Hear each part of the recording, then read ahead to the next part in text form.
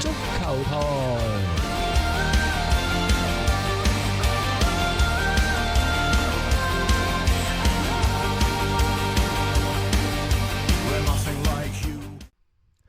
各位觀眾大家好，又翻到嚟呢個今集數據分析啦。咁啊，自由足球台呢，就同大家今集講下阿仙奴嘅最新轉會佐利斯呢，我翻譯叫做。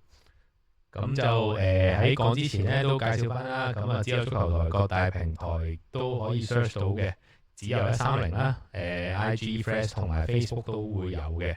咁主力呢，就會講翻今集就係數據分析，關於球員嘅表現啦，唔同嘅維度啦，同埋同阿仙奴嘅契合情況嘅。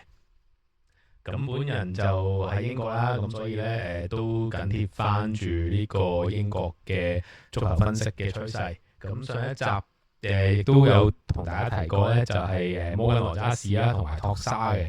咁今集咧就住最新呢個轉會窗啱啱達成咗呢個協議，佐利斯就喺比利時布魯日咧就轉會過嚟嘅。咁事不宜遲啦，就同大家做翻個比較。好啦，咁首先咧睇翻佐利斯啦，咁舊年咧就喺比利時嘅聯賽布魯日咧嗰個表現，咁你見到主要嘅情況就係咧提供呢個傳送俾隊友啊，咁啊喺聯賽排名就第一嘅。咁另外咧喺呢個進入禁區入邊嘅威脅度咧，亦都係排名第一。咁另外呢個呢個無球走位質素咧，亦都係排第一。咁呢三個咧，可謂之佢嘅最強嘅項目啦。能力值咧，亦都係相對嚟講咧，扭波咧就都係上等啦。有效程度亦都係高嘅。咁啊，基本上咧喺比利時聯賽咧，都係一個比較屈機嘅存在。咁唯一嘅短板咧，就係一個壓迫程度啦。咁啊，只係屬於左翼入邊嘅排20位嘅啫。咁呢個亦都牽涉到球隊個踢法啦。咁轉頭咧，亦都同大家睇下佢哋球會嗰個踢法。咁但係咧，而家首先咧就睇一睇咧，假設預計啦，呢個佐利斯加入呢個英超球會嘅阿仙奴之後，或者係直接講就係比較翻英超嗰個強度同埋比利時聯賽嘅強度啦。咁你見到咧頭先最強嗰幾個項目咧，包括提供隊友啦。咁如果係預計咧嚟到呢個英超咧之後咧，都係會繼續係強橫啊。咁亦都係有效程度啦，就都係中上。咁但係扭波方面咧，就可能就相對嚟講中游少少啦。咁喺呢個跑動質素咧，亦都係會降低嘅。咁但係都係會屬於係排第10位啦。咁亦都有呢個傳送嘅質素啦。咁亦都係中路位置偏上少少嘅啫。埋門能力方面咧都會降低嘅。咁啊喺最強嘅呢個禁區嘅威脅度咧，亦都係會稍為降低。咁但係呢一個咧，只係一個綜合嘅比較。咁就係呢個加入呢個英超嘅大家庭嘅一個表現咧，當然係有打折扣㗎啦。咁今集咧，除咗講 in general 呢個佐利斯啦，咁亦都會相對比較翻咧佐利斯同埋而家今時今日阿仙奴嘅純正嘅左翼鋒啦，咁啊馬天尼尼嘅一個比較嘅。咁因為托沙咧就轉咗會啦，咁我亦都冇再將佢咧擺落呢個比較入邊。咁但係各位支持阿仙奴嘅球迷都知道，就係托沙咧就係一個比較入攝型嘅翼鋒啦。咁但係阿馬天尼尼又如何咧？咁我哋做翻個初步嘅比較啦，係啦。咁你見到咧白色正方形咧就係佐利斯咧預期嚟到英超嘅一個表現。咁啊黃色咧就係馬天尼尼嘅。咁另外呢啲唔同嘅位置嘅虛線咧就係其他嘅一啲翼鋒啦。咁當然啦，我哋睇翻首先咧就係黃色先啦。馬天尼尼咧其實係最強嘅咧就係佢個有效度啊。咁啊有效度當然亦都有嘅定義啦。咁啊而家不作深入解構啦。但係你可以見到咧喺假設用翻舊年嘅數據啦，1100分鐘同埋3000分鐘，佐利斯馬天尼尼咧，咁馬天尼尼係非常之有效率嘅球員嚟嘅。咁但係為人詬病咧，當然就係入球能力啦，入球能力係非常之低啊，可以話係敬佩沒值。咁同埋個參與度亦都係非常之低嘅。咁可想而知咧，就你見翻佐利斯咧，就算係預計呢個轉會過嚟英超之後咧，其實喺傳送啦，或者係埋門啦，或者係入攝啦，同埋參與度嘅進攻咧，都係會勝於馬天尼尼嘅。咁傳送嘅質素啊，跑動嘅質素啊，扭波啊，咁呢個亦都係馬天尼尼咧一路以嚟俾人詬病嘅地方，就係成長得唔夠快，或者嗰個上限已經去到差唔多。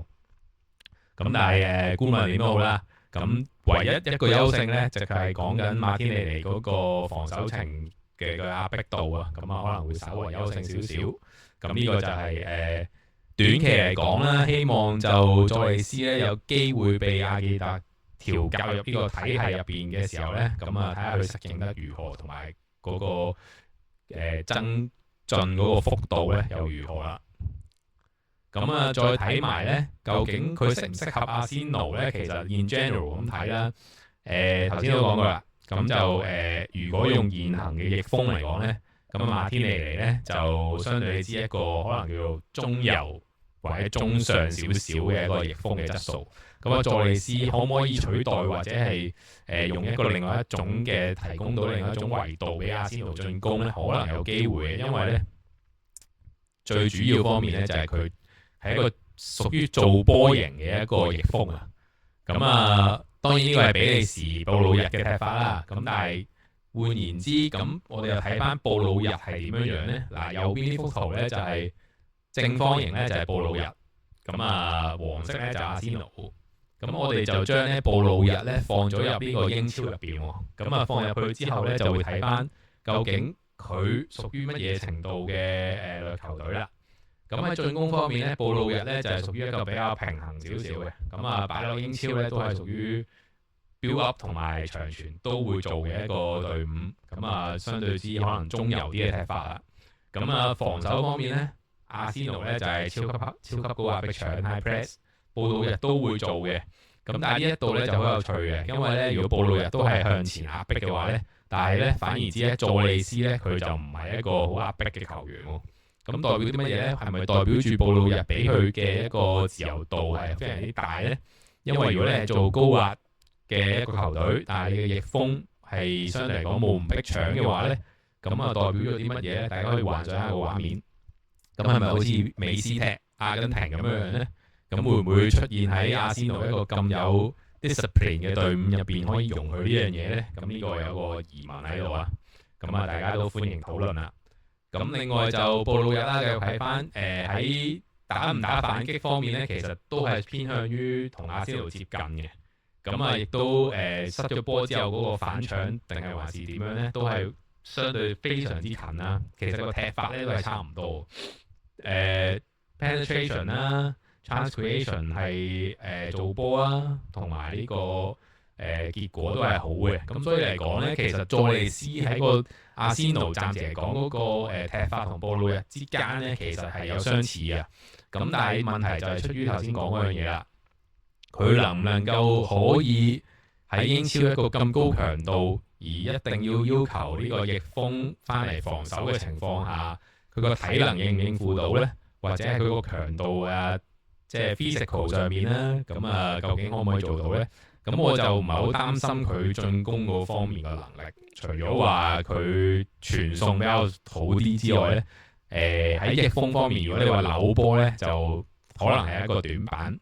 咁呢個亦都唔係話超級最在意嘅一樣嘢啊，因為其實本身托沙嗰啲都唔係好識扭波嘅。咁只不過咧係一個。我預計，如果呢個簽約係去到2031年嘅話咧，係一個長線啲嘅簽約咯。咁睇下佢嗰個能力可以增長到去邊一個地步。因為你去到英超，如果假設你爭唔到一個正選或者係一個輪換嘅話咧，其實就相對嚟講好困難嘅。咁但係我相信咧，既然球會使咗咁多錢咧，都係希望佢有一個競爭之力啊，為呢個即係 First 11呢一個位置。咁俾馬天尼嚟嘅壓力咧，咁亦都會係大嘅。咁但係問題係佢有冇一個級數直接可以取代到即係作為一個頂級球會嘅一個左翼咧？暫時嚟睇咧，我就覺得麻麻地啦。咁我會俾呢個轉會咧就係7至7.5分，7.5啦，好少少啦，因為進攻方面有啲期待啊。咁但係防守上面咧就係有少少不敢恭維。咁除非你話阿迪達將佢話擺落呢個左邊肋部嘅一個做一個可能10號同埋翼鋒之間嗰個位咧，咁可能會做到好啲。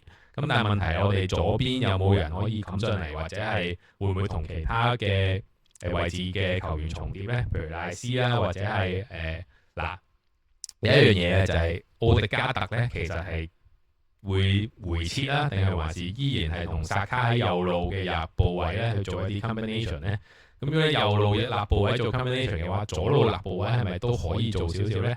但係我哋又暫時欠缺一個比較好似薩卡類型嘅翼鋒啊喺左邊。如果你要將佐利斯擺喺呢一個位置咧，其實就唔係好適合嘅，因為成個配置嚟講咧就唔係好 balance。咁有冇另外一個機會就係再簽入啲球員，或者甚至乎馬杜亞基等等都可以係左右互換咧？咁呢個就留待大家喺新球季再去展望一番啦。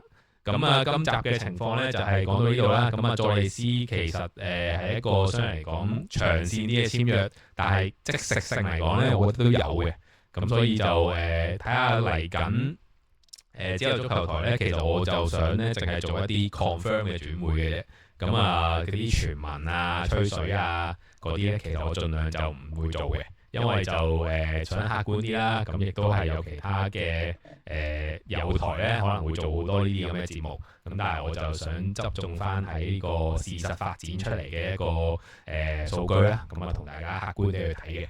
咁啊，本人繼續咧，出年都會喺英國啦。咁啊，阿仙奴嘅一個做一個教練同埋分析啦。